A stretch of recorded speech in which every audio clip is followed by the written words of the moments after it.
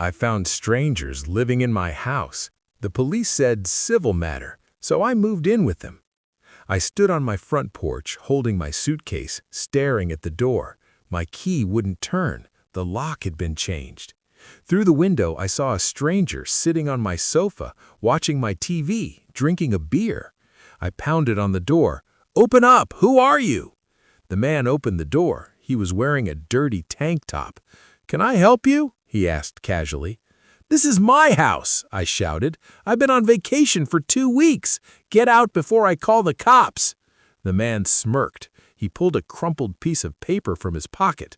"I have a lease," he said. "I rented this place last week. If you have a problem, talk to my landlord." I called the police immediately. When they arrived, I showed them my deed. I showed them my ID. I expected them to drag the intruder out in handcuffs. Instead, the officer sighed and shook his head. "I'm sorry, sir. He has a lease. It might be fake, but I can't determine that on the sidewalk. This is a civil matter. You cannot force him out. You have to evict him through the courts." "Evict him?" I screamed. "He broke in. He is a criminal." "If you touch him, you go to jail for assault," the officer warned. "And if you change the locks, that is an illegal eviction. Good luck, sir." The police drove away. The squatter waved at me from the window. He thought he had won. He knew the courts would take 6 months to hear my case. He planned to live in my luxury home for free. But he didn't know who I was. I wasn't going to wait for a judge. I realized something. If I couldn't kick him out because he was a tenant, that meant I was the landlord. And as the owner, I had a right to inspect the property. Or better yet, I had a right to live there too. He wanted a free house? Fine, but he was about to get the worst roommate in history. Here is the story of how I legally tormented a professional squatter until he begged to leave. My name is Mark. I work in logistics, which means I solve problems for a living. I bought this house in Austin, Texas, 5 years ago. It's a beautiful 4-bedroom property in a quiet suburb. I went to Europe for a 2-week vacation. I posted a few photos on Facebook. That was my mistake. Professional squatters scour social media looking for empty homes. The man in my house was named Razor, or at least that's what he called himself. He wasn't alone. He had a girlfriend and a large, aggressive dog. After the police left, I called a lawyer. "I'm sorry, Mark," the lawyer said. "Squatters' rights are tricky. Since he produced a lease, even if it's drawn in crayon, the police have to treat him as a tenant to avoid being sued for wrongful eviction. You have to file an unlawful detainer lawsuit. In Texas, right now, the backlog is about 4 to 6 months. 6 months, I choked. Where am I supposed to live? And he's going to trash my house. If you turn off the electricity or water, he can sue you, the lawyer added. If you change the locks, he can sue you. You have to maintain the property while we litigate. I hung up. I sat in my rental car watching Razor's girlfriend smoking a cigarette on my porch, flicking the ash onto my prize-winning petunias. I wasn't going to wait 6 months. This was my property. I paid the mortgage. I paid the taxes. I needed a loophole. I spent the night in a hotel reading the Texas Property Code. I found it. Section 92.0081. It stated that a landlord cannot remove a tenant from the leasehold. But here's the kicker. Razor's fake lease, which I managed to snap a photo of when he showed the cop, only specified access to the premises. It didn't grant him exclusive possession. Furthermore, as the owner, I legally resided at that address. My driver's license said so. My bill said so. If I couldn't kick him out, I could move back in. The law prevents me from locking him out. It doesn't prevent me from locking myself in. I called up my 3 best friends, Big Mike, a former bouncer, Dave, who plays the drums very badly, and Steve, who creates content for YouTube and has bright lights and loud cameras. "Guys," I said, "how would you like to have a slumber party at my house? Free beer and pizza. But there is a catch. We have roommates." We hatched a plan. It was called Operation Hell House. The next morning at 7 a.m., while Razor and his girlfriend were presumably sleeping, I walked up to the front door. I didn't use a key. I used my garage door opener, which thankfully they hadn't disconnected. The garage door rolled up. Me and my 3 friends walked into the kitchen. Razor was asleep on the couch in his underwear. He woke up with a start. "What the hell? Get out! I'm calling the cops!" "Good morning, tenant," I smiled, putting a pot of coffee on. "I live here too. This is my house. I'm just exercising my right to use the common areas." "You can't be here," Razor screamed. The dog started barking. "Actually, I can," I said, holding up my deed. "This isn't a rental unit. It's a single-family home. Unless your lease specifically says you have exclusive use of the entire property, which it doesn't because it's a fake template you downloaded, then the owner can access the property at any time." I sat down in the armchair opposite him. Big Mike stood by the fridge, crossing his massive arms. "Who are they?" Razor asked, looking nervous. "These are my guests," I said. "I hope you don't mind. We are planning a movie marathon. We love watching Baby Shark on repeat." Razor grabbed his phone and called the police. When the same officer arrived, the situation was reversed. "Officer," Razor yelled, "he broke in! He's harassing me!" "Officer," I said calmly, "this is my primary residence. Here is my ID. I never rented out the whole house. I'm just staying in my own home. Is there a law against a homeowner sleeping in his own living room?" The officer looked at the paperwork. He looked at Razor. He scratched his head. "Well," the officer said, "technically, no. If both of you claim residency and neither has a court order, you both have a right to be here. It's a civil matter." The officer turned to Razor. "Sorry, buddy. I can't kick the owner out of his own house unless he threatens you." The officer left. I looked at Razor. He looked at me. "You think you're funny?" Razor spat. "I'm not leaving. I have rights." "Stay as long as you like," I said. "Dave, set up the drum kit." Dave set up a full drum set in the middle of the kitchen. "1, 2, 3, 4, Dave yelled and started banging on the drums. It was deafening. Razor retreated to the master bedroom and slammed the door.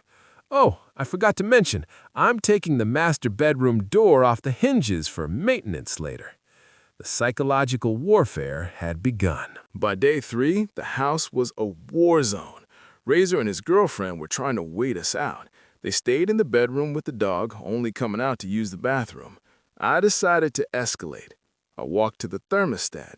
It was a hot Texas summer, about 95 degrees Fahrenheit outside. I turned the AC off. Then I installed a lockbox over the thermostat control. "Hey!" Razor shouted, sweating in his tank top. "You can't turn off the AC. That's a violation of habitability." "The AC is broken," I lied smoothly. "I ordered a part. It's coming from China. Might take 6 weeks. Sorry, roommate." Then I canceled the Wi-Fi. Since the account was in my name, I had every right to disconnect it. Razor's girlfriend screamed when her Netflix cut out. But the final straw for part 3 was the culinary experience. Big Mike loves to cook. Specifically, he loves to cook fermented fish and boil cabbage. We set up a hot plate right outside Razor's bedroom door. The smell was indescribable. It smelled like a fishing boat that had been left in the sun for a week. We set up industrial fans to blow the scent directly under the crack of their door. Razor stormed out, coughing. "I'm calling the cops. You are poisoning us." "We are just making lunch," I smiled. "It's a traditional family recipe. Want some?" The police came again, but this time they were annoyed with Razor. "Sir," the officer told him, "he can cook whatever he wants in his own kitchen. If you don't like the smell, you are free to move out." Razor looked at me with pure hatred. He realized the law wasn't going to save him. "I know what you want," Razor whispered to me when the cops left. "You want me to leave? Pay me. Give me $5,000 cash for relocation costs, and I'll be gone by noon." This is the end game for professional squatters. It's called cash for keys. They hold your house hostage until you pay a ransom. "I don't negotiate with terrorists," I said. "I'm not giving you 5,000. I'm not giving you 5 cents. "Then we stay forever," Razor threatened. "Good, because my bagpipe instructor is coming over at 4 a.m. At 3:30 a.m., my contractors arrived. It was actually just my friends wearing hard hats and carrying sledgehammers. I banged on Razor's door. "Leak up! Emergency maintenance!" "What now?" Razor screamed from inside. "I found mold," I yelled. "Black mold. Very dangerous. We have to remove the drywall immediately." Before he could answer, I took a reciprocating saw and cut a hole in the bedroom door. Razor jumped out of bed, terrified. "Are you crazy?" "It's for your safety," I shouted over the noise of the saw. "We have to gut the bathroom, too." I walked into the master bathroom, which was attached to his room, and unbolted the toilet. I physically removed the toilet from the floor and carried it out to the garage. "Where are you taking the toilet?" Razor yelled, chasing me. "Repairs," I said. "Might take a week to find a replacement. You can use the gas station down the street." Imagine the situation. It's 4 a.m. It's 90 degrees inside because the AC is broken. The house smells like fermented fish. There is no Wi-Fi. There is a hole in the bedroom door, and now there is no toilet. Razor looked at his girlfriend. She was crying. She was packing her bag. "I'm leaving," she screamed at him. "I don't care about the money. This guy is a psycho." She stormed out of the house. Razor stood there alone. He looked at Big Mike, who was sharpening a large butcher knife in the kitchen to cut a watermelon, innocently. He looked at Dave, who was practicing the drums. He realized he had picked the wrong house. He realized that living here was more work than a job. "Fine," Razor said, defeated. "I'm going." "Right now," I said. He packed his dirty duffel bag. He grabbed his dog. As he walked to the front door, he stopped. "You know, what you did is illegal. Constructive eviction."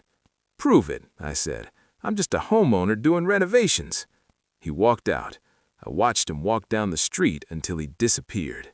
The moment he stepped off my property line, I signaled the real contractor waiting in his van down the street. It was a locksmith. Within 10 minutes, every lock in the house was changed. I installed heavy-duty deadbolts. I installed 4 security cameras facing every angle. I didn't stop there. I went to the courthouse the next day and filed a restraining order against Razor, real name Gary Miller, for criminal trespass and property damage. Since he was no longer in the house, he couldn't claim tenants' rights anymore. If he came back now, it wasn't a civil matter. It was a criminal matter. He would be arrested on site. It took me 2 weeks and $5,000 to fix the damage they caused. I had to replace the carpets and repaint the walls to get rid of the smell. But it was worth every penny. I learned a valuable lesson about property rights in America. The law is slow. The police are handcuffed by bureaucracy. If you wait for the system to save you, you will lose. Sometimes you have to be your own enforcement. You have to be creative. You have to be willing to make things uncomfortable. Squatters look for easy targets. They look for passive victims. By moving in with them, by becoming the roommate from hell, I took away their power. I turned their free vacation into a prison sentence. My house is peaceful now. My petunias are growing back, but I keep that reciprocating saw in the garage just in case I ever need to do some emergency renovations again. If you were a homeowner, never leave your house empty without security. And if you find a stranger in your living room, don't just call the police, call your loudest friends. Thanks for watching. If you enjoyed seeing a squatter get exactly what he deserved, hit that like button and subscribe. See you in the next video.